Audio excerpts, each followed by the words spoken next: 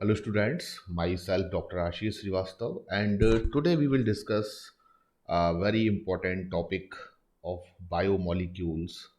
Actually मैं ये एक क्रैश कोर्स मैंने डिज़ाइन किया हुआ है और इस क्रैश कोर्स में हम बायोमोलिक्यूल्स के ऊपर दो लेक्चर्स तैयार कर रहे हैं। पहला जो लेक्चर बायोमोलिक्यूल्स पर हम आपसे डिस्कस करेंगे उसमें जो टॉपिक्स हम कवर्ड करने वाले हैं जैसे कि earth crust versus living tissues, how to analyse chemical composition, primary and secondary metabolites. तो जो बेसिक मोटिव है इस क्रैश कोर्स का वो ये है कि नीट में ऐसे क्वेश्चंस जो ज़्यादातर रिपीट होते हैं या नीट में ऐसे टॉपिक जो कि क्वेश्चन ओरिएंटेड टॉपिक्स हैं, हम ज़्यादातर उन पर फोकस करेंगे और उनमें भी स्पेशली उन स्टेटमेंट्स को हम डिस्कस करेंगे आपसे या उन डिफ़िकल्ट पैराग्राफ्स को आपसे डिस्कस करेंगे जहाँ से ज़्यादातर क्वेश्चंस आने की संभावना बनी होती है। तो हम अपने आज के लेक्चर में आपसे तीन डिफरेंट इश्यूज़ पर स्टडी करने वाले हैं। Number one, earth crust versus living tissues. Second number, how to analyse the chemical composition of living. And third, primary and secondary metabolites. तो स्टार्ट करते हैं बच्चों। सबसे पहले जो सबसे इंपॉर्टेंट स्टेटमेंट है अर्थ क्रस्ट वर्सेस लिविंग टिश्यूज़, यानी कि हम यहाँ पर ये देखते हैं कि अर्थ क्रस्ट पर और लिविंग टिश्यूज़ पर जो एलिमेंट प्रेजेंट हैं क्या उनमें कोई डिफरेंस है या नहीं है। तो यहाँ पर इस पैराग्राफ से आपको दो इंपॉर्टेंट स्टेटमेंट्स देखने को मिल सकते हैं जो नीट में आने की संभावना रखते हैं। सबसे इंपॉर्टेंट चीज़ तो आपको ये याद रखना है कि अर्थ क्रस्ट यानी कि पृथ्वी पर, धरती पर जितने भी एलिमेंट्स प्रेजेंट है यानी कि जो भी वैरायटी एलिमेंट्स की अर्थ क्रस्ट पर प्रेजेंट है, ऑलमोस्ट वो सभी एलिमेंट लिविंग टिश्यूज़ में भी प्रेजेंट है। यानी कि अर्थ क्रस्ट पर जो भी elements different type of organic inorganic compounds को बना रहे हैं, कहीं ना कहीं वो एलिमेंट लिविंग में भी प्रेजेंट है। और अगर हम ये बात करें कि क्या उनकी कॉम्पोजिशन भी दोनों में इक्वल है, तो यहाँ पर थोड़ा सा आपको डिफरेंस देखने को मिलेगा कि कार्बन और हाइड्रोजन की अगर हम बात करें, यानी कि कार्बन एंड हाइड्रोजन ये बड़े इंपॉर्टेंट एलिमेंट हैं जो आपको ऑर्गेनिक कंपाउंड्स में हमेशा मिलेंगे। तो कार्बन और हाइड्रोजन की अगर हम बात करें तो आपको पता चलेगा कि इनकी जो कॉम्पोजिशन है या इनकी जो मात्रा है वो लिविंग्स में ज़्यादा है कंपैरेटिवली टू अर्थ क्रस्ट। तो यहाँ दो स्टेटमेंट्स आपको मिलते हैं जो आपको हमेशा याद रखना है। नंबर वन स्टेटमेंट जो मैं आपको बता रहा हूँ कि no such difference could be made out, यानी कि कोई भी बड़ा डिफरेंस हम नहीं तैयार कर सकते हैं क्योंकि जितने भी एलिमेंट्स अर्थ क्रस्ट पर प्रेजेंट हैं ऑलमोस्ट वो सभी एलिमेंट्स लिविंग टिश्यूज़ में भी प्रेजेंट हैं। That is the statement number one.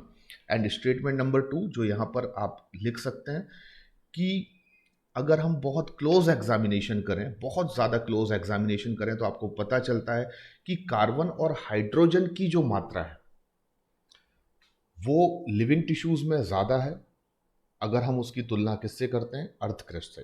तो इस पूरे पैराग्राफ से आपको दो स्टेटमेंट हमेशा याद रखना है। फिर से एक बार रिवाइज कर रहा हूँ कि ऑलमोस्ट जो भी एलिमेंट्स की वैरायटी अर्थ क्रस्ट पर प्रेजेंट है वो सभी एलिमेंट्स लिविंग टिश्यूज़ में भी प्रेजेंट है। एंड स्टेटमेंट नंबर टू कि कार्बन और हाइड्रोजन की जो मात्रा है वो लिविंग टिश्यूज़ में अर्थ क्रस्ट के कंपैरिजन में ज़्यादा है।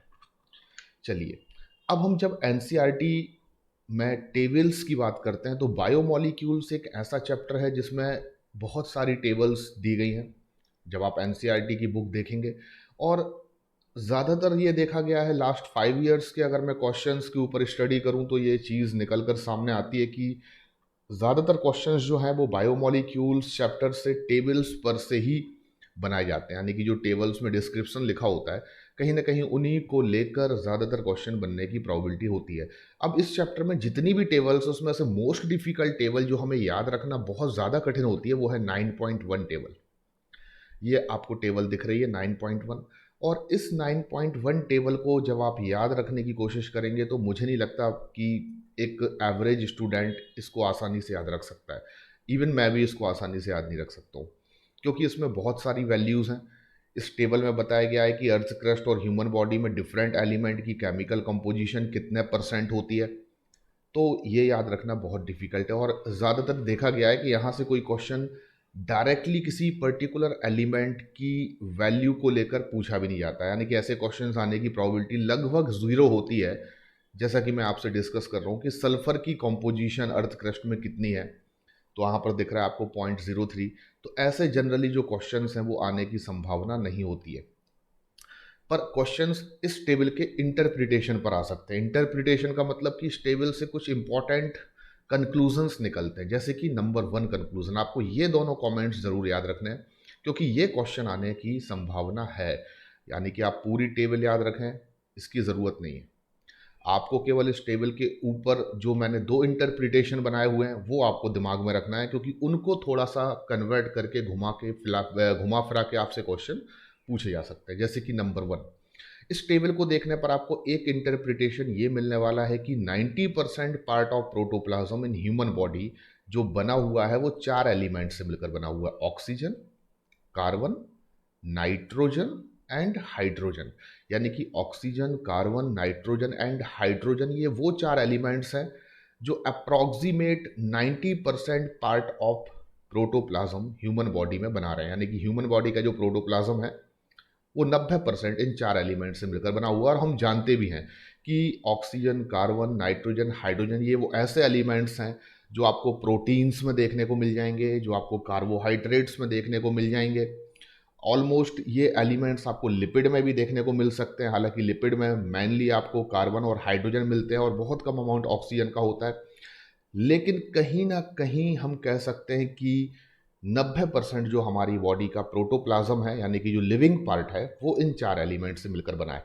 अगर हम इनके डिक्रीजिंग ऑर्डर को भी ध्यान से देखें तो, क्योंकि हम चार एलिमेंट तो यहाँ पर याद रखते ही हैं, पर हमें यह भी याद रखना है कि ऑक्सीजन का कॉम्पोजिशन कार्बन से ज़्यादा है, देन कार्बन का नाइट्रोजन से ज़्यादा है, एंड देन नाइट्रोजन से ज़्यादा किसका है? हाइड्रोजन से। तो आपसे क्वेश्चन पूछा जा सकता है कि ऑक्सीजन, कार्बन, नाइट्रोजन और हाइड्रोजन, इन चारों एलिमेंट्स में से कौन सा एलिमेंट है जो ह्यूमन के प्रोटोप्लाज्म में मोस्ट अबंडेंट एलिमेंट है? तो आप ऐसे क्वेश्चन का भी आंसर दे सकते हैं, क्योंकि मैंने यहाँ पर आपको बता दिया OCNH, यानी कि ऑक्सीजन सबसे ज़्यादा है, देन कार्बन, देन नाइट्रोजन और देन हाइड्रोजन। सेकेंड इंटरप्रिटेशन जो यहाँ पर हम निकाल सकते हैं वो ये है कि 4 cations are most abundant in human body, और वो हैं potassium, sodium, calcium and magnesium. तो यहाँ पर आप देख सकते हैं कि मैंने दो इंटरप्रिटेशन बहुत ही ब्यूटीफुल तरीके से इस टेबल से निकाले हुए हैं।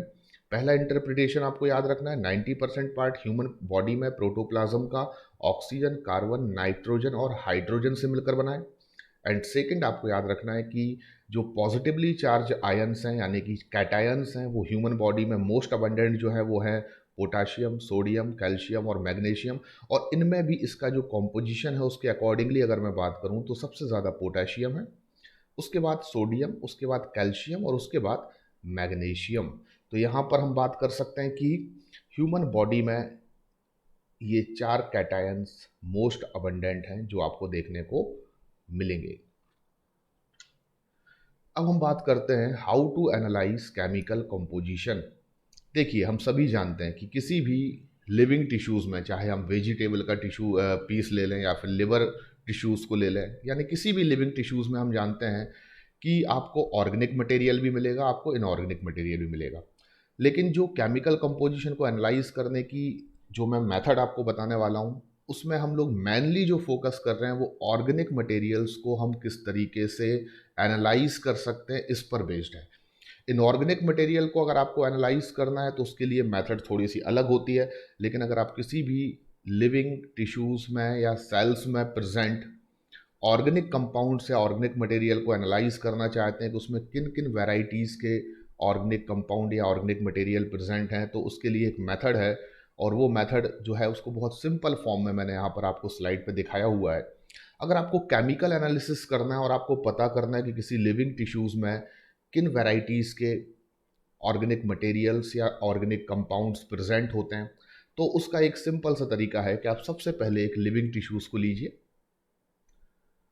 हम उस लिविंग टिश्यूज़ को लेते हैं किस फॉर्म में, तो हम वेजिटेबल का पीस ले सकते हैं कोई, या लिवर का भी कोई टिश्यू या पीस ले सकते हैं। उसके बाद हम उसको ग्राइंड करते हैं, यानी कि हम उसको पीस लेते हैं ट्राईक्लोरो एसिटिक एसिड में।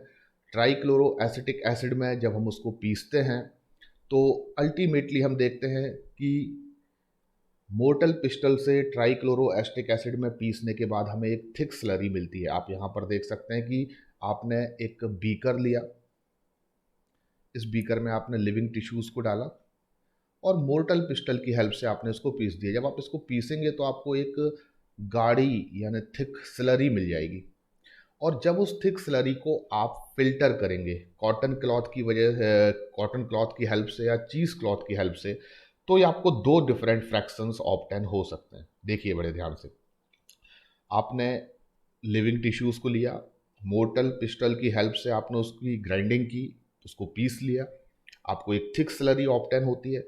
आप उस थिक स्लरी का जब फिल्ट्रेशन करते हैं, आप उसको छानते हैं, तो छानने के लिए हम क्या यूज़ कर रहे हैं, कोई भी कॉटन क्लॉथ या चीज़ क्लॉथ। तो ये यहाँ पर मैंने एक डायग्राम आपके सामने बनाया हुआ है। जब हम किसी कॉटन क्लॉथ की हेल्प से छानना स्टार्ट करते हैं तो हमें दो फ्रैक्शन मिलते हैं।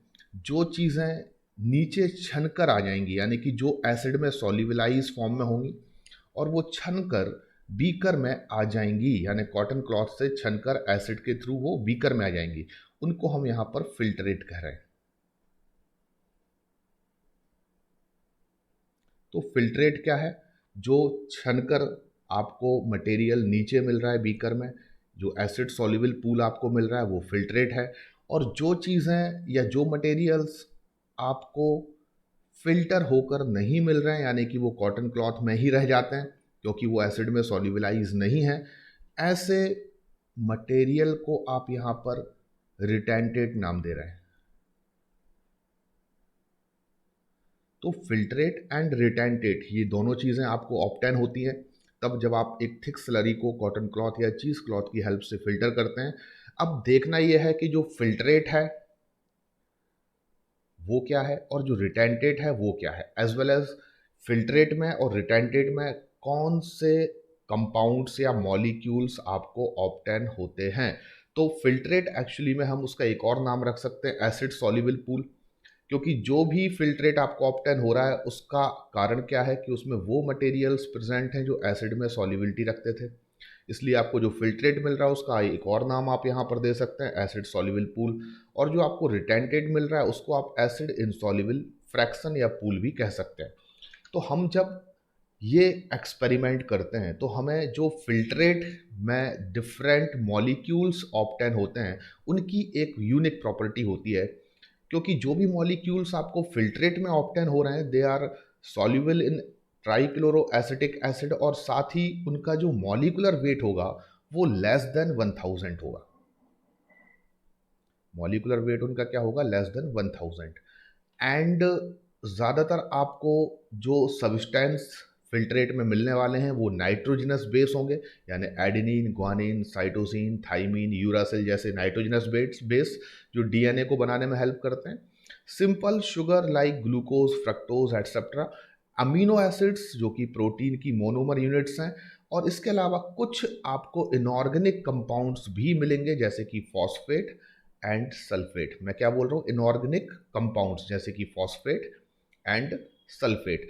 तो फिल्ट्रेट में आपको जो भी सब्सटेंसेस मिल रहे हैं उनको आप कलेक्टिवली माइक्रो मॉलिक्यूल कह सकते हैं, यानी कि जो भी आपको फिल्ट्रेट में मिल रहा है वो सभी के सभी सब्सटेंस जो आपको फिल्ट्रेट में मिल रहे हैं वो माइक्रो मॉलिक्यूल्स हैं। यानी कि माइक्रो मॉलिक्यूल्स कहने के पीछे क्या रीज़न है, नंबर वन, क्योंकि ये एसिड सॉल्युबल पूल में आपको मिल रहा है, इनका मॉलिकुलर वेट 1000 डाल्टन से कम है, और साथ ही सबसे इम्पॉर्टेंट चीज़ कि ये जो कंपाउंड्स हैं ज़्यादातर वो मोनोमेरिक यूनिट्स हैं, उनकी जो कि पॉलीमर्स बनते हैं हमारी बॉडी में, कॉम्प्लेक्स कंपाउंड्स बनते हैं जैसे कि नाइट्रोजनस बेस जो कि मोनोमर है, कह सकते हैं डीएनए के लिए, आरएनए के लिए। शुगर्स, अमीनो एसिड्स की हम बात करें तो शुगर पॉलीसैकेराइड्स जो बनते हैं उनके मोनोमर यूनिट्स हैं, अमीनो एसिड्स प्रोटीन के मोनोमर यूनिट्स हैं, और कुछ अमाउंट में आपको इनऑर्गेनिक कंपाउंड भी एसिड सॉल्युबल पूल या फिल्ट्रेट में मिल सकते हैं जैसे कि phosphate and sulphate, but they are not biomolecules. क्योंकि आगे मैं आपको बताने वाला हूँ कि बायोमोलिक्यूल्स टर्म हम केवल उन्हीं मॉलिक्यूल के लिए यूज़ करेंगे जो ऑर्गेनिक कंपाउंड्स होंगे, जो ऑर्गेनिक मटेरियल्स हैं हमारी लिविंग बॉडीज़ में, आप उनके लिए ही टर्म यूज़ कर सकते हैं बायोमॉलिक्यूल। किसी इनऑर्गेनिक कंपाउंड के लिए या इनऑर्गेनिक मटेरियल के लिए आप बायोमॉलिक्यूल टर्म यूज़ नहीं कर सकते। चलिए, अब आपको कॉटन क्लॉथ से फिल्ट्रेशन करने के बाद रिटेंटेट के फॉर्म में, यानी कि जो चीज़ें छनकर नीचे नहीं जा सकी, जो एसिड इनसॉल्युबल पूल में प्रेजेंट हैं, आपको जो भी डिफरेंट मॉलिक्यूल्स या मटेरियल्स ऑब्टेन होते हैं, पहली चीज़ तो आप उनका नाम क्या रख देंगे? Macro molecule.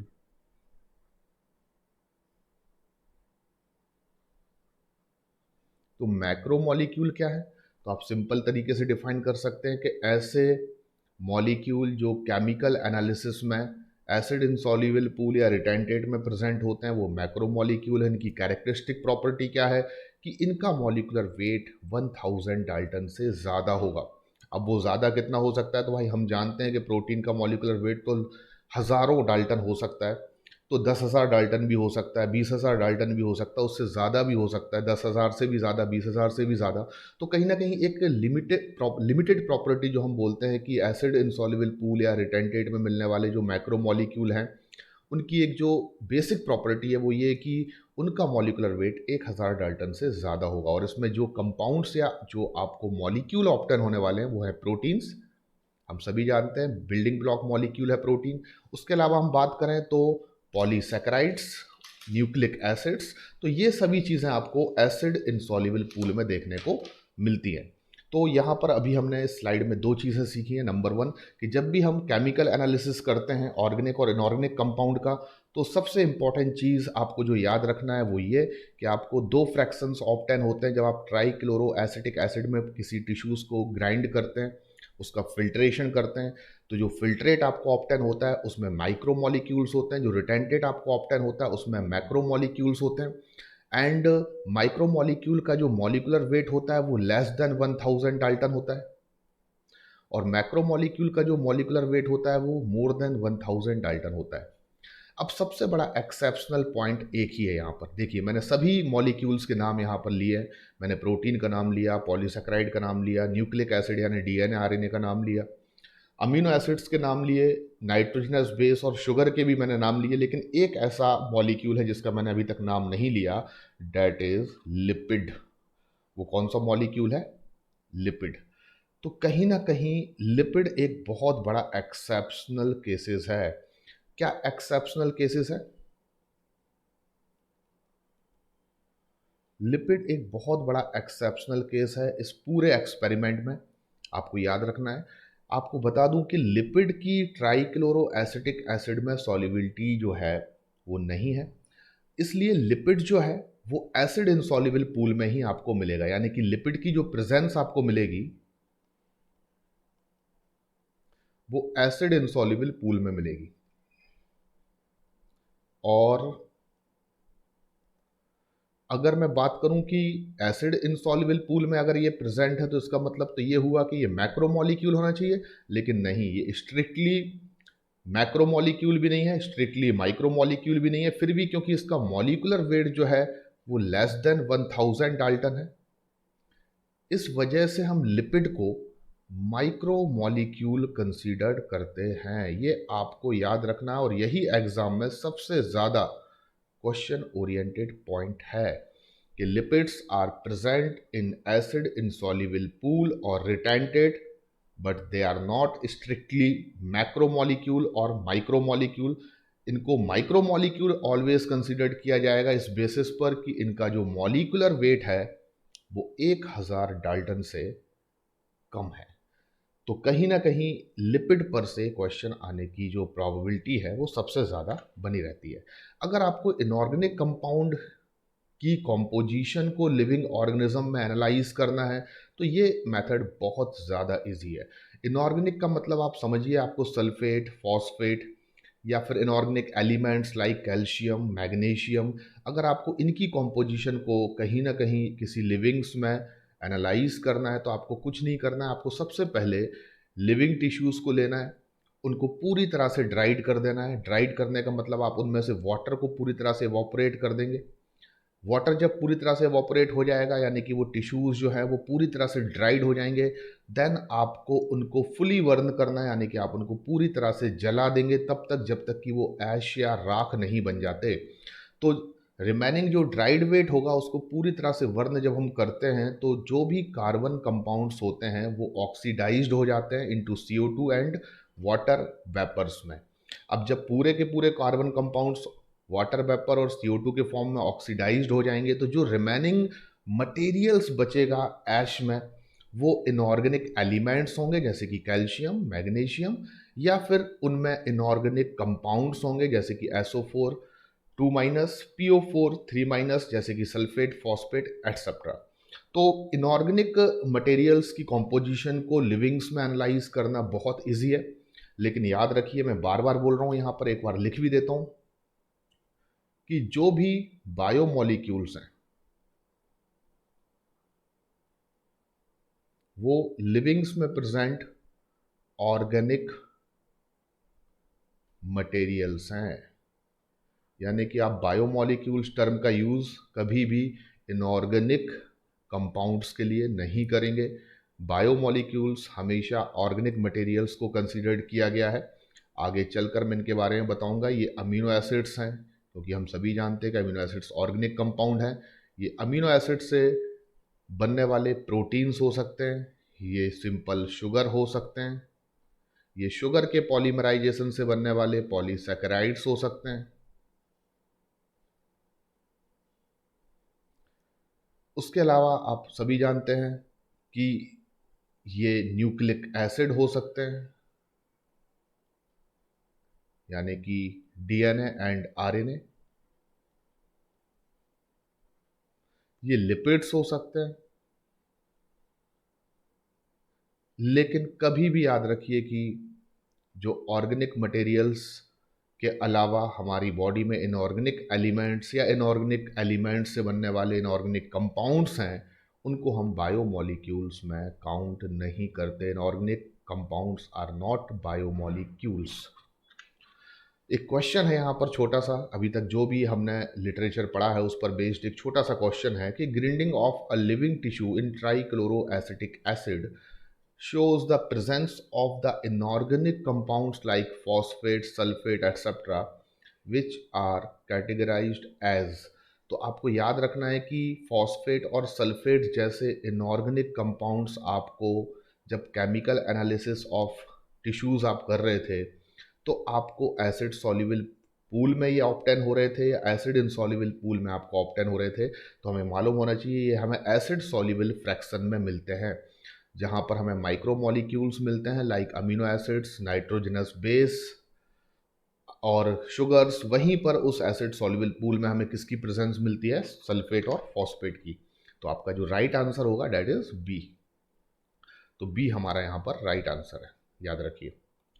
चलिए आगे बढ़ते हैं हम और हम देखते हैं कि सेलुलर पूल क्या होता है। सेलुलर पूल का मतलब होता है कि एक सेल में या किसी भी कह सकते हैं लिविंग प्रोटोप्लाज्म में जितने भी ऑर्गेनिक कंपाउंड्स प्लस जितने भी inorganic ions and inorganic compound present हैं उनको आप एक साथ क्या कह सकते हैं? Cellular pool. तो सेलुलर पूल का मतलब है कि किसी भी सेल के अंदर प्रेजेंट ओवरऑल ऑर्गेनिक कंपाउंड्स या organic material plus inorganic material. Inorganic materials में क्या हो सकता है? इनऑर्गेनिक आयंस भी हो सकते हैं, इनऑर्गेनिक कंपाउंड यानी सल्फेट और फॉस्फेट भी हो सकते हैं। तो ऑल द कार्बन कंपाउंड जो हम ऑप्टेन करते हैं फ्रॉम एनी सेल या लिविंग्स उनको हम बायोमोलिक्यूल्स कहते हैं, जैसे कि मैं पहले बता चुका हूँ। तो सेलुलर पूल में दोनों चीज़ें आती हैं। अगर आप किसी सेलुलर पूल जैसे टर्म को डिफाइन करेंगे तो इसमें दोनों चीज़ें इन्वॉल्व हैं, ऑर्गेनिक मटेरियल भी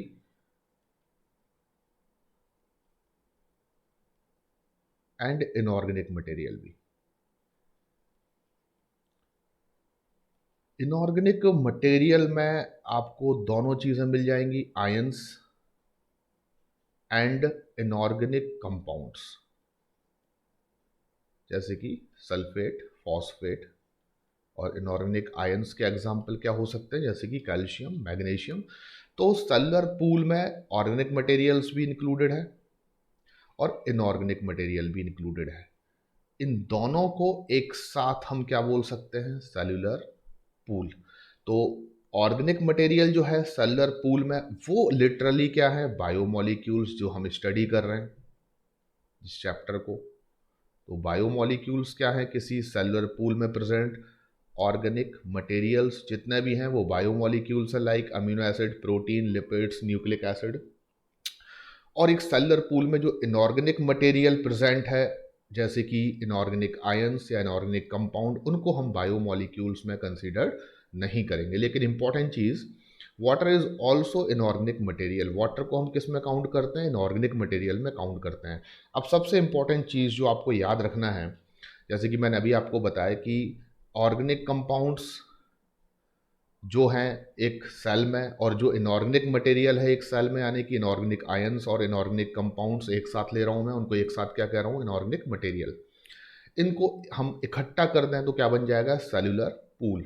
सेल्यूलर पूल में जो ऑर्गेनिक कंपाउंड्स प्रेजेंट हैं बेसिकली वही बायोमोलिक्यूल्स माने जाएंगे, और इनऑर्गेनिक मटेरियल्स जो कि आयंस या इनऑर्गेनिक कंपाउंड्स हो सकते हैं उनको हम बायोमोलिक्यूल कंसीडर नहीं करते हैं। लेकिन फिर भी याद रखें आप एक इंपॉर्टेंट चीज़ कि वाटर बायोमोलिक्यूल नहीं है, क्योंकि इनऑर्गेनिक मटेरियल में कंसीडर्ड किया गया है। तो वाटर जो कि सेल में या किसी भी लिविंग प्रोटोप्लाज्म में मोस्ट अबंडेंट, यानी सबसे ज़्यादा कॉम्पोजिशन किसकी होती है, वाटर की। तो जो वाटर है वो एक इनऑर्गेनिक मटेरियल है, वो ऑर्गेनिक कंपाउंड या ऑर्गेनिक मटेरियल में कंसीडर्ड नहीं किया जाएगा। अब एक ट्रिक के थ्रू मैं आपको ये सिखाऊंगा कि एनसीईआरटी में जो एक टेबल दी गई है, और इस टेबल में आप देखेंगे कि एवरेज कंपोजिशन ऑफ सेल दी गई है कि एक सेल में एवरेज कंपोजिशन क्या होती है, जिसमें आप देखेंगे वाटर जो है वो 70 से 90% होता है। प्रोटीन की जो कंपोजिशन दी गई है 10 से 15% दी गई है, कार्बोहाइड्रेट 3%, लिपिड्स 2%, न्यूक्लिक एसिड 5 से 7% और आयंस 1%। अब ये टेबल आपको याद रखना बहुत ज़्यादा डिफिकल्ट काम हो जाता है, क्योंकि हमें ऐसी बहुत सारी टेबल्स एनसीईआरटी में पढ़नी होती हैं, और बहुत सारी टेबल्स जब हम एनसीईआरटी में पढ़ते हैं तो हमें प्रॉब्लम ये होती है कि हम उनकी आपस में कन्फ्यूज़न की वजह से वैल्यू जो है वो इंटरचेंज कर देते हैं। तो मैं यहाँ पर एक ट्रिक दे रहा हूँ आपको, इस ट्रिक के थ्रू आपको लिविंग कंपोजिशन ऑफ सेल याद रखना है, यानी कि ये पूरी वैल्यूज़ याद रखना है। साथ ही इन वैल्यूज़ को आपको डिक्रीजिंग ऑर्डर में भी याद रखना है, यानी कि सबसे ज़्यादा क्या है देन उससे कम क्या है। तो यहाँ पर एक हम छोटी सी ट्रिक बनाने वाले हैं। एक्चुअली ये ट्रिक नहीं है, ये इमेजिनेशन है। आप ऐसे देख सकते हैं कि सबसे ज़्यादा क्या होता है, तो हम सभी जानते हैं पानी, और पानी को हम क्या बोलते हैं, वाटर। ये हमें याद होना चाहिए कि एक लिविंग सेल में या किसी भी लिविंग टिश्यूज़ में सबसे ज़्यादा जो अमाउंट होगा वो क्या होगा, पानी।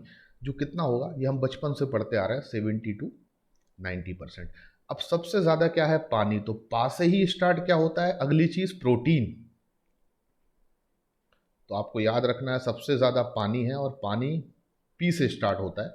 तो अगली चीज़ क्या होगी, पी से प्रोटीन। प्रोटीन में आप बड़े ध्यान से देखेंगे जब, तो आपको प्रोटीन जो स्पेलिंग है उसमें ये 10 दिखाई दे रहा है, प्रोटीन, दैट इज प्रोटीन में ये आपको क्या दिख रहा है, 10। तो आप लिख सकते हैं इस 10 से कि प्रोटीन का कंपोजिशन क्या होता है, 10 to 15%। जैसे कि वाटर 70 से 90% है, तो वाटर को हम क्या बोलते हैं, पानी, और पानी पी से स्टार्ट होता है। तो पी से हम अगला क्या याद रखेंगे, प्रोटीन, और प्रोटीन में क्या आ रहा है, 10। तो हम इसकी कॉम्पोजिशन इजीली याद रख सकते हैं, 10 to 15%। अब प्रोटीन किस लेटर पर ख़त्म हो रहा है, तो आप ध्यान से देखेंगे एन। तो अगला हम एन से याद रख सकते हैं कि अगला जो कंपाउंड है जो हमारी सेल्स में सबसे ज़्यादा अमाउंट में पाया जा रहा है वाटर और प्रोटीन के बाद, तो एन से हम लोग याद रखेंगे न्यूक्लिक एसिड।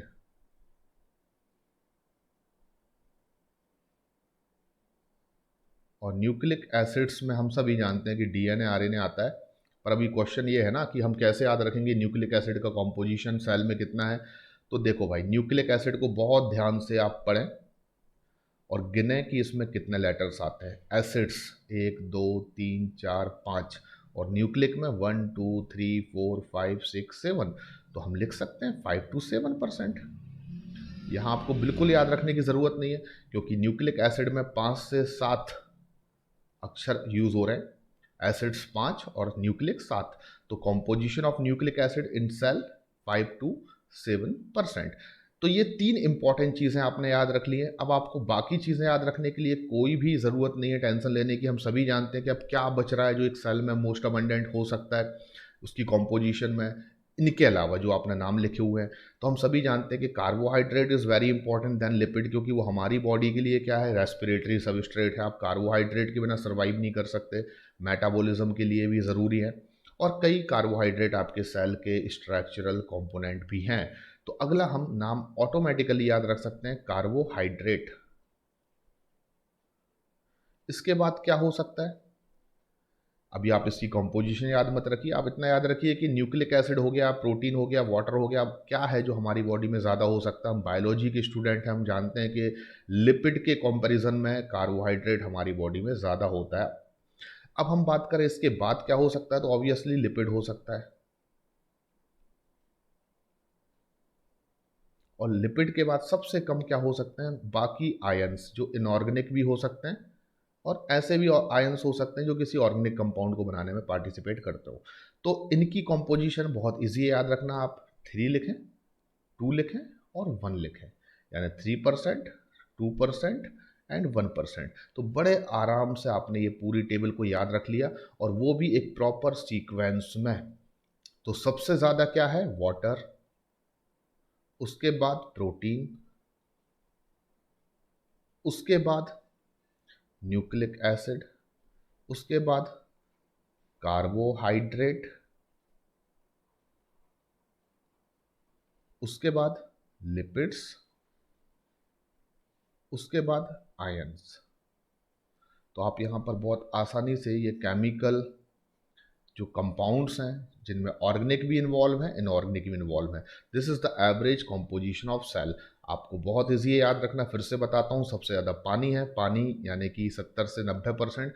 पानी पा से स्टार्ट होता है। नेक्स्ट प्रोटीन याद आ जाएगा हमें, प्रोटीन में 10 आ रहा है, मीन्स 10 to 15%। प्रोटीन एन पर ख़त्म हो रहा है, तो एन से याद रखेंगे न्यूक्लिक एसिड्स। न्यूक्लिक एसिड्स में 5 लेटर है, न्यूक्लिक में 7 लेटर है, तो इनकी कंपोजिशन 5 से 7%। एनसीईआरटी में भी लिखी हुई है। देन हम अपना थोड़ा सा कॉमन सेंस यूज़ करेंगे और हम देखेंगे कि अब कार्बोहाइड्रेट बच रहा है, लिपिड बच रहा है और बाकी आयंस बच रहे हैं। तो कार्बोहाइड्रेट, लिपिड और आयंस के कंपैरिजन में ऑब्वियसली ज़्यादा हो सकता है। तो ये 3%, देन लिपिड 2%, देन आयन 1%। तो ये पूरी टेबल आपको याद हो चुकी है। आपको ये भी याद रखना है कि इनमें से कौन सा कंपाउंड ऑर्गेनिक और इनऑर्गेनिक मटेरियल ज़्यादा है, या कौन सा ऑर्गेनिक या इनऑर्गेनिक मटेरियल किसी अदर से कम है। तो ये बहुत इजी है आपके लिए। इसके बाद हम देखते हैं प्राइमरी एंड सेकेंडरी मेटाबोलाइट्स क्या होते हैं। प्राइमरी और सेकेंडरी मेटाबोलाइट्स की जब हम बात करते हैं तो सबसे पहले हमें ये जानना ज़रूरी होता है कि मेटाबोलाइट्स क्या होते हैं। तो आप मेटाबोलाइट्स किन्हें कहते हैं, आप बिना कुछ सोचे समझे मेटाबोलाइट्स बायोमॉलिक्यूल को कह सकते हैं, यानी कि जो भी ऑर्गेनिक कंपाउंड प्रेजेंट है लिविंग्स में, उनका एक नाम है बायोमॉलिक्यूल, उनका ही दूसरा नाम है मेटाबोलाइट्स। आप ऐसे समझें कि हम किसी भी बायोमॉलिक्यूल को मेटाबोलाइट्स क्यों कह रहे हैं। क्या बायोमॉलिक्यूल्स के घर का नाम मेटाबोलाइट्स है, या फिर मेटाबोलाइट्स नाम इसलिए दे दिया गया क्योंकि ये नाम सुनने में अच्छा लग रहा है, थोड़ा सा एजुकेटेड नाम लग रहा है, बायोमॉलिक्यूल, मेटाबोलाइट्स, ये नाम थोड़े से एजुकेटेड नाम रख रहे हैं। तो ऐसा कुछ भी नहीं है। आप किसी भी बायोमॉलिक्यूल को मेटाबोलाइट इसलिए कहते हैं, उसका एक रीज़न है। आप कंसिडर करिए कि ये ए नाम का कोई प्रीकर्सर मॉलिक्यूल है जो आपने डाइट के फॉर्म में अपनी बॉडी में लिया, यानी कि ए को हमने डाइट में खाया, और ये कोई ऑर्गेनिक कंपाउंड है, ये कोई बायोमॉलिक्यूल है। जैसे कि आपने किसी एक बायोमॉलिक्यूल को अपनी डाइट के फॉर्म में अपनी बॉडी में इसको क्या किया, एंटर किया। अब जो ए नाम का बायोमॉलिक्यूल है, जब ये आपकी बॉडी में जाएगा तो आपको याद रखना है कि ये आपकी बॉडी में कॉन्स्टेंटली लगातार ए का कन्वर्जन किस में होगा, बी में। बी जो है वो चेंज हो जाएगा सी में, सी से बनेगा डी, डी से बनेगा ई। इस प्रकार से आपकी बॉडी में कोई भी जो बायोमॉलिक्यूल है वो कॉन्स्टेंटली यानी लगातार वन अदर एक दूसरे में चेंज होते रहते हैं। यानी कि एक बी में चेंज होगा, बी सी में चेंज होगा, सी डी में चेंज होगा। तो यहाँ पर हम देख रहे हैं कि बी का कन्वर्जन सी में हो रहा है, तो बी का जितना अमाउंट सी में कन्वर्ट हो रहा है, कहीं ना कहीं ए का उतना अमाउंट बी में भी कन्वर्ट हो रहा है। यानी कि हमारी बॉडी में लगातार ये इस प्रकार की केमिकल रिएक्शंस चलती रहती हैं, जिससे एक बायोमोलिक्यूल दूसरे बायोमोलिक्यूल में, दूसरा बायोमोलिक्यूल तीसरे बायोमोलिक्यूल में चेंज या ट्रांसफॉर्म्ड होता रहता है। तो बी का जितना अमाउंट सी में चेंज हो रहा है या ट्रांसफॉर्म्ड हो रहा है, अमाउंट ऑफ बी इनटू सी, उतना अमाउंट ए का ट्रांसफॉर्म्ड किस में हो रहा है, बी में। तो ए का बी में चेंज होना या बी का सी में चेंज होना या सी का डी में चेंज होना या डी का ई में चेंज होना, किसी भी एक बायोमोलिक्यूल का दूसरे बायोमोलिक्यूल में चेंज होने की जो ये प्रोसेस है वो कैसे हो रही है, तो आप बोलेंगे दिस इज केमिकल रिएक्शन।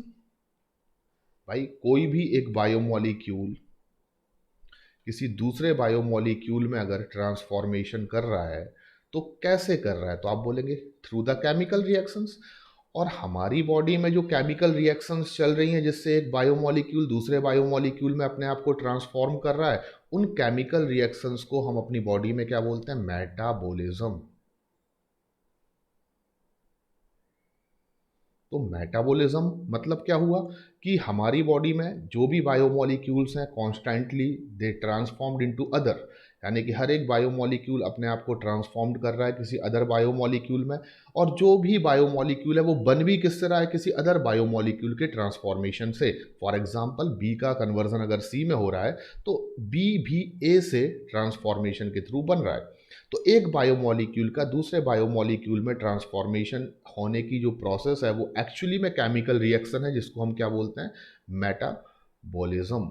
और मेटाबॉलिज्म्स में आप देख रहे हैं जो पार्टिसिपेट करने वाले बायोमोलिक्यूल्स हैं जिनका कि मेटाबॉलिज्म के थ्रू क्या हो रहा है, ट्रांसफॉर्मेशन, यानी B metabolite transformed into C metabolites with the help of metabolic reaction या मेटाबॉलिज्म। तो मेटाबॉलिज्म हमारी बॉडी में ऐसी केमिकल रिएक्शंस हैं जिससे एक बायोमोलिक्यूल दूसरे बायोमोलिक्यूल में ट्रांसफॉर्म्ड होता है। तो कोई भी बायोमोलिक्यूल जिसमें मेटाबॉलिज्म हो रहा है उसको हम मेटाबोलाइट कह सकते हैं, सिंपल है। इस कारण से हमने किसी भी बायोमोलिक्यूल को क्या बोल दिया, मेटाबोलाइट्स। और ये लिटरली क्या है, हमारी बॉडी के ऑर्गेनिक कंपाउंड्स। तो प्राइमरी मेटाबोलाइट्स क्या है और सेकेंडरी मेटाबोलाइट्स क्या हैं, ये हमें यहाँ पर अब जानना होगा। मैं एक सिंपल से एग्जांपल से आपको समझाने की कोशिश करता हूँ, क्योंकि अगर मैं आपको बुक्स के अकॉर्डिंगली या जो हमारे एनसीईआरटी में लिखी हुई डेफिनेशंस हैं उनके अकॉर्डिंगली अगर आपको ये समझाऊंगा तो थोड़ा सा डिफिकल्ट हो सकता है, क्योंकि उनके अकॉर्डिंगली तो बड़ी सिंपल सी डेफिनेशन है कि प्राइमरी मेटाबोलाइट्स हमारी बॉडी के ऐसे मेटाबोलाइट्स होते हैं जनरली जिनके आइडेंटिफाइबल फंक्शन होते हैं और वो हमारी नॉर्मल फिजियोलॉजिकल प्रोसेस में इंपॉर्टेंट रोल प्ले करते हैं। ये सभी लिविंग्स ऑर्गेनिज्म में जैसे कि एनिमल, प्लांट्स, फंजाई और माइक्रोब्स में पाए जाते हैं। जबकि सेकेंडरी मेटाबोलाइट्स को हम डिफाइन करें तो हम लिख सकते हैं इनका कोई भी आइडेंटिफाइबल फंक्शन नहीं होता है, no identifiable functions, and normal physiological process में इनका कोई भी इम्पॉर्टेंट रोल नहीं है। इनका यूज़ अगर हम कहीं कर सकते हैं तो वो ह्यूमन वेलफेयर में कर सकते हैं, जैसे कि rubber, drugs, spices, sand and pigments, और they only found in plants, fungi and micro organism. मुझे लगता है आपको कुछ समझ में नहीं आया। अब समझना स्टार्ट करते हैं। आप कंसीडर्ड करिए, हम प्राइमरी और सेकेंडरी मेटाबोलाइट्स के कंसेप्ट को समझना चाहते हैं। आप कंसीडर्ड करिए कि आप एक मोबाइल फ़ोन खरीदते हैं। ये आपको क्या दिख रहा है, मोबाइल फ़ोन। आपने कंसीडर किया कि आप एक मोबाइल फ़ोन खरीदते हैं। जब आप मोबाइल फ़ोन खरीदते हैं तो आपको मोबाइल फ़ोन के साथ कुछ ऐसी एसेसरीज़ फ्री मिल रही है जो आपके लिए इम्पॉर्टेंट हो भी सकती है या बहुत ज़्यादा इम्पॉर्टेंट ना भी हो। तो आप एक जब मोबाइल खरीदते हैं तो आपको मोबाइल खरीदने के साथ साथ एक चीज़ मिलती है, सिम कार्ड। यानी कि मोबाइल के साथ हमें क्या फ्री मिल रहा है, सिम कार्ड। ठीक है, आपने एक मोबाइल खरीदा, आपको मोबाइल के साथ क्या फ्री मिल रहा है, सिम कार्ड। एंड साथ में आपको क्या फ्री मिल रहा है, मोबाइल का जो बैक कवर होता है वो, जो कि डेफिनेटली मोबाइल के प्रोटेक्शन के लिए काफ़ी इंपॉर्टेंट हो सकता है, लेकिन आगे हम इस पर बात करेंगे। साथ में आपको क्या मिलता है, मोबाइल के बैक कवर के साथ एक की रिंग मिलता है।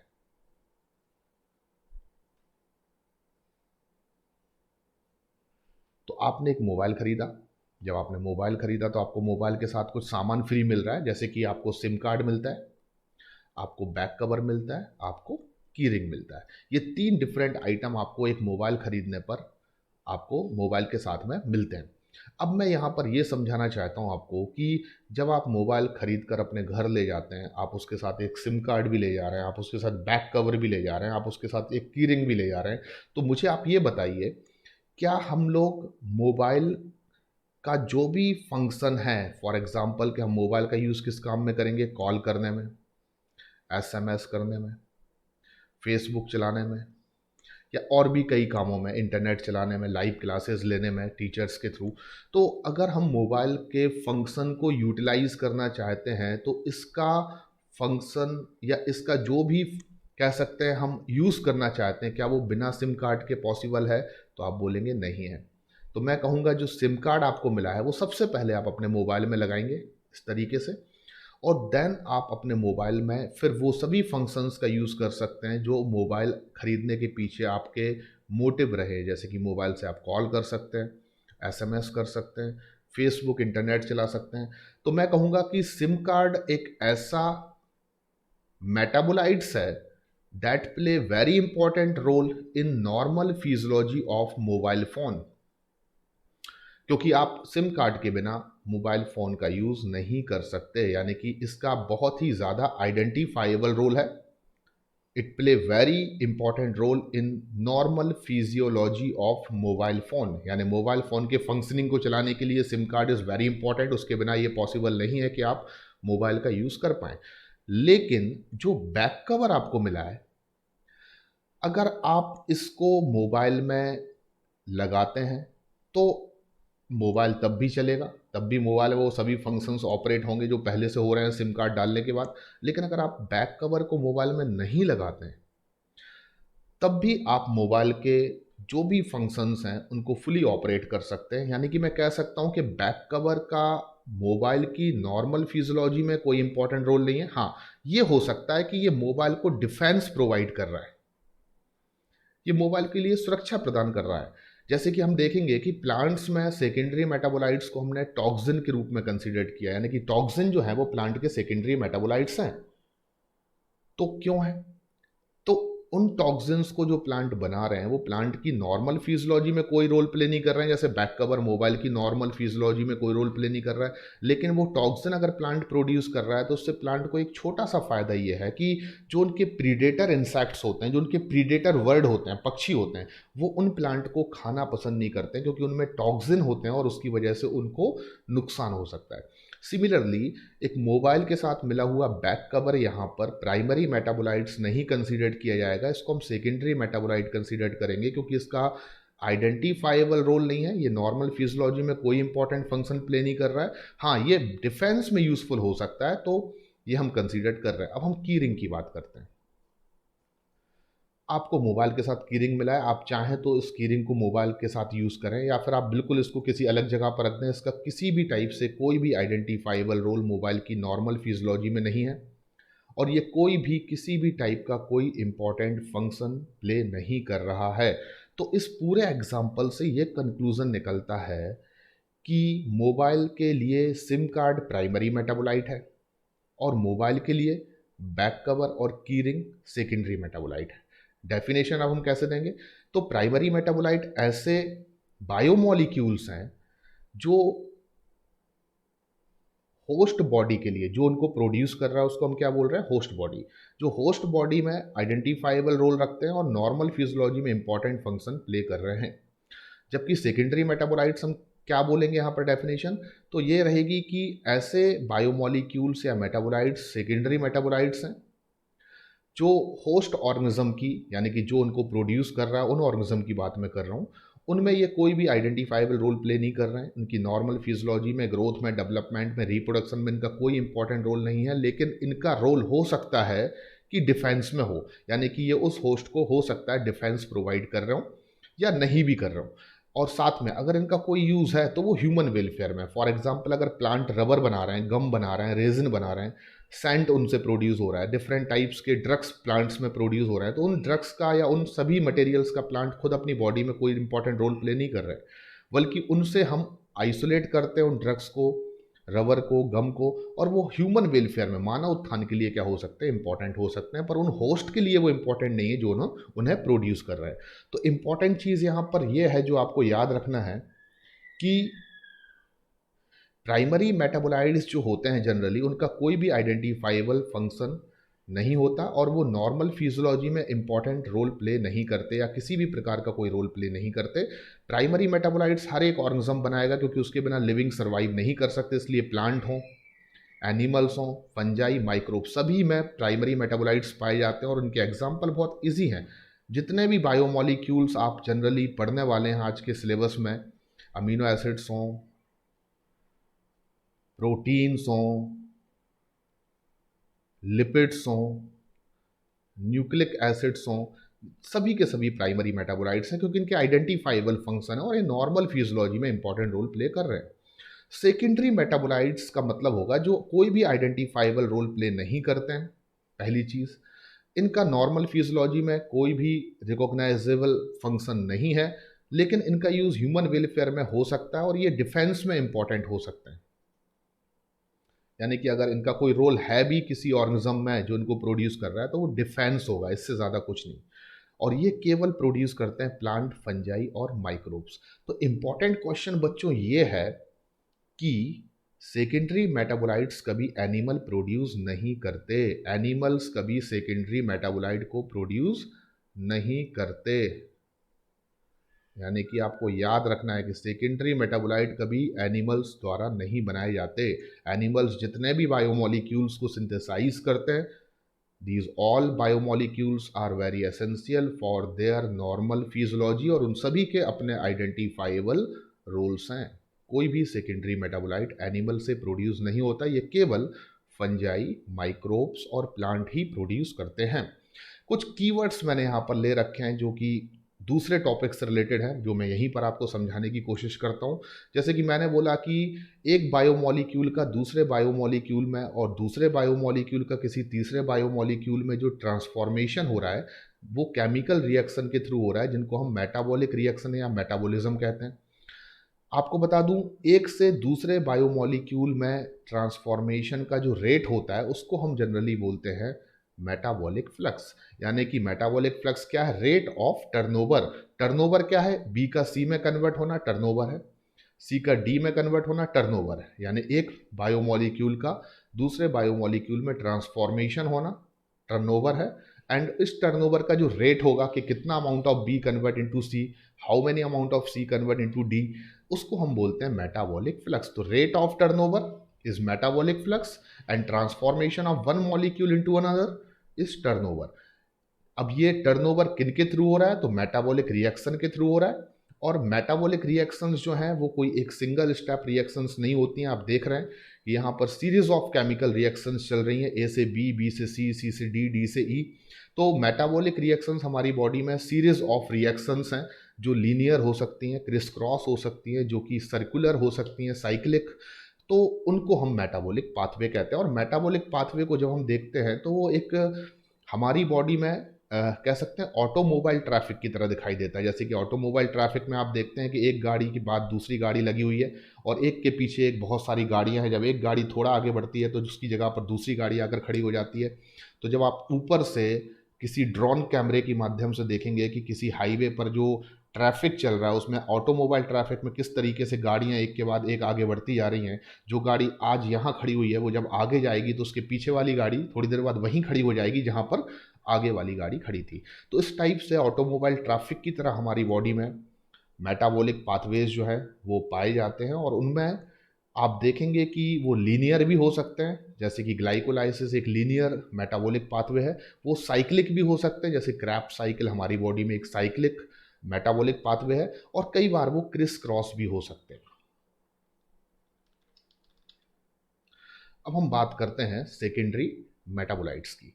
सेकेंडरी मेटाबोलाइट्स अभी हमने डेफिनेशंस में समझ लिए हैं कि भाई क्या होते हैं, लेकिन आपकी एनसीईआरटी में फिर एक टेबल आएगी और उस टेबल में आप देखेंगे कि कुछ सेकेंडरी मेटाबोलाइट्स की लिस्ट यहाँ पर तैयार की गई है, और उन लिस्ट में जो भी सेकेंडरी मेटाबोलाइट्स के नाम आते हैं और उनके जो एग्जाम्पल हैं वो आपको याद रखने होते हैं। तो सबसे अच्छा तरीका मैं आपको बताता हूँ सेकेंडरी मेटाबोलाइट्स के नाम याद रखने के। आपको मेहनत तो करनी होगी। आप एक छोटा सा शब्द याद रखें, PATET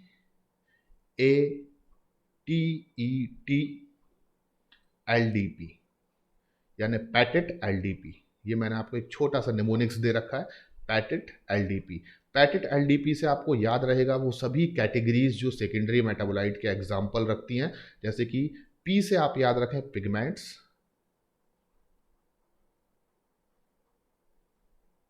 ए से आप याद रखें अल्केलॉइड्स, टी से आप याद रखें टर्पेनॉइड्स,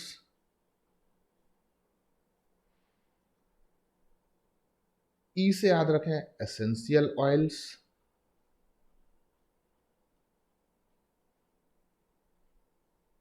उसके बाद टी से याद रखें टॉक्सिन, एल से याद रखें लैक्टिन, डी से याद रखें ड्रग्स और पी से याद रखें नेक्स्ट पॉलीमेरिक सब्सटेंस।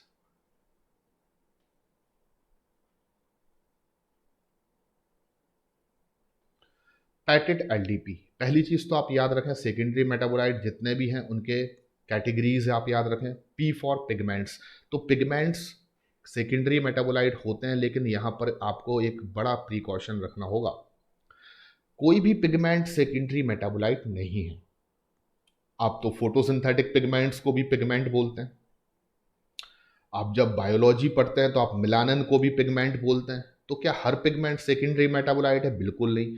पहली बात तो मिलानिन एनिमल्स में पाया जा रहा है। मिलानिन अगर पिगमेंट है और वो सेकेंडरी मेटाबोलाइट है तो अभी अभी मैंने आपसे बोला कि कोई भी सेकेंडरी मेटाबोलाइट एनिमल बॉडी में नहीं बनते।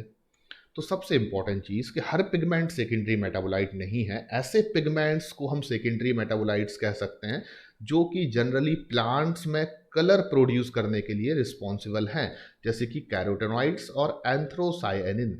कैरोटेनॉइड्स आपको क्रोमोप्लास्ट में मिल जाएंगे प्लांट्स के, जो कि प्लास्टिड है एक प्रकार के, और एंथ्रोसाइनिन आपको वाटर सैप वैक्यूल्स में मिलने वाले पिगमेंट्स हैं। दोनों ही पिगमेंट्स प्लांट्स बॉडी में फ्लावर के या प्लांट के डिफरेंट बॉडी पार्ट्स में कलर को प्रोड्यूस करने के लिए रिस्पॉन्सिबल हैं।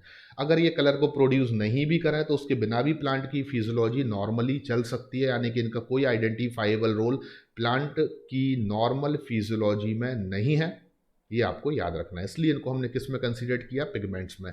तो कलरफुल पिगमेंट्स जो हैं वो सेकेंडरी मेटाबोलाइट्स हैं। कोई भी दुनिया का बायोलॉजिकल बॉडी में पाया जाने वाला पिगमेंट सेकेंडरी मेटाबोलाइट नहीं है। अल्कलॉइड्स, अल्कलॉइड्स के एग्जाम्पल आपको दिए गए, आप लिस्ट में देखेंगे एक मॉर्फिन दिया गया है, एक कोडीन दिया गया है। तो आप अल्का.com याद रखें हमेशा, अल्का.com। अल्का for alkaloids and com, CO for codeine और M फॉर मॉर्फिन। तो देखिए कोडीन एंड मॉर्फिन। तो अल्कलॉइड्स कौन से हैं जो सेकेंडरी मेटाबोलाइट्स हैं? तो अल्कलॉइड्स में ALKA आएगा। ALKA से आप अल्का याद रखें एंड .com, यानी कि codeine and morphine. Terpenoids, terpenoids मतलब कि तारपीन्स जो ऑयल होते हैं जनरली इंडस्ट्रीज में पेंट बनाने में यूज़ किए जाते हैं, उसमें मोनोटर्पीन आता है, डाई टर्पीन्स आता है, ये आपको याद होना चाहिए। एसेंशियल ऑयल्स में लेमन ग्रास ऑयल आता है और ये एंटी बैक्टीरियल प्रॉपर्टी रखने वाला एक बहुत ही एसेंशियल ऑयल है, आपको याद रखना है। टॉक्सिन में एबरिन आता है और रिसिन आता है, ये दोनों टॉक्सिक सब्सटेंसेज हैं और ये प्लांट बॉडी में प्रोड्यूस होते हैं जनरली। और इन टॉक्सिक सब्सटेंसेस की खासियत है कि ये प्लांट की नॉर्मल फिजियोलॉजी में कोई आइडेंटिफाइबल फंक्शन प्ले नहीं करते हैं, बल्कि इनकी प्रोड्यूस होने की वजह से ऐसे प्लांट्स को उनके प्रीडेटर खाना पसंद नहीं करते। लैक्टिन का मतलब होता है कार्बोहाइड्रेट बाइंडिंग प्रोटीन, हमेशा याद रखें। Lectin means carbohydrate binding protein. कोई भी ऐसा प्रोटीन जो कार्बोहाइड्रेट को बाइंड कर सकता है उसको हम लैक्टिन कहते हैं। तो कार्बोहाइड्रेट बाइंडिंग जो कंपाउंड है वो लैक्टिन है। और लैक्टिन का एग्जाम्पल है कॉन कैनावेलिन ए। और आपको बता दूं कि कॉन कैनावेलिन ए एक ऐसा कार्बोहाइड्रेट बाइंडिंग करने वाला कंपाउंड या प्रोटीन है जिसका यूज़ हम लोग अगर देखें ह्यूमन वेलफेयर में इसका यूज़ बताएं तो इसका यूज़ हम लोग क्रोमेटोग्राफी टेक्निक में करते हैं। तो क्रोमेटोग्राफी में हम लोग इसका यूज़ करते हैं कैसे करते हैं आप सोच रहे होंगे। तो क्रोमेटोग्राफी एक टेक्निक होती है जिसमें हम किसी मॉलिक्यूल को सेपरेट कर सकते हैं फ्रॉम अदर।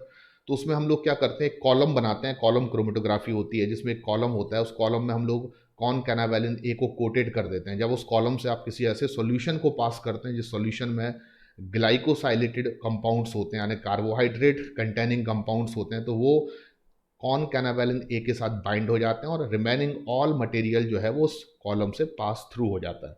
तो अल्टीमेटली आप इस तरीके से ग्लाइकोसाइलेटेड कंपाउंड्स को सेपरेट कर सकते हैं कॉन कैनावेलिन ए का हेल्प से कॉलम क्रोमेटोग्राफी में। ड्रग्स की हम बात करें तो विनब्लास्टिन और करक्यूमिन दोनों ड्रग्स की अपनी बहुत यूजफुल प्रॉपर्टी है।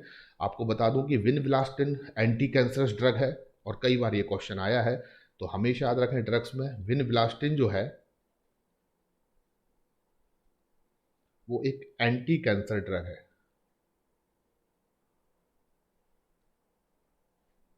आपको बता दूं करक्यूमिन की एंटी बैक्टीरियल प्रॉपर्टी भी होती है और ये एंटी कैंसर ड्रग का काम भी करता है। पॉलीमेरिक सब्सटेंसेस में हम सभी जानते हैं रबर, गम्स और सेल्यूलोज आते हैं और इनका यूज़ हम लोग इंडस्ट्रीज़ में करते हैं आज के समय में। तो पेपर का यूज़ हम लोग जनरली पेपर इंडस्ट्रीज़ में किसका यूज़ करते हैं, सेल्यूलोज, क्योंकि पेपर सेल्यूलोज से बने होते हैं। गम और रबर का यूज़ भी इंडस्ट्रीज़ में किया जाता है, यानी कि इनका जो यूज़ है वो ह्यूमन वेलफेयर में। लेकिन जो भी होस्ट इनको प्रोड्यूस कर रहा है उनकी नॉर्मल फिजियोलॉजी में, ग्रोथ में, रिप्रोडक्शन में इनका कोई भी उपयोग नहीं है। तो स्टूडेंट्स एक और क्वेश्चन है यहाँ पर सेकेंडरी मेटाबोलाइट्स के ऊपर, which of the following is are secondary metabolites. तो अभी अभी हमने एक टेबल पढ़ी हुई है, हम जानते हैं कि रबर पॉलीमेरिक सब्सटेंसेस है। रबर क्या है, पॉलीमेरिक सब्सटेंस। मॉर्फिन की बात करें तो अभी अभी हमने पढ़ा मॉर्फिन किस में आता है, अल्का.com, यानी ये अल्कलॉइड्स है। करक्यूमिन की बात करें तो अभी अभी हमने पढ़ा हल्दी में पाया जाता है, टर्मरिक में, और ये इंपॉर्टेंट ड्रग है जो एंटी बैक्टीरियल, एंटी फंगल और एंटी कैंसर प्रॉपर्टी रखता है। तो आंसर क्या होना चाहिए, ऑल ऑफ दीज सभी सेकेंडरी मेटाबोलाइट्स हैं। तो ऑप्शन ऑप्शन डी जो होगा वो इस क्वेश्चन का राइट आंसर होगा। Thank you very much students for listening this interesting lecture. और शायद आज के लेक्चर में जो भी आपने चीज़ें देखी हैं, जो इंपॉर्टेंट पॉइंट्स आपने नोट किए हैं, वो आपके नीट एग्जाम में काफ़ी यूज़फुल होंगे। Thank you very much.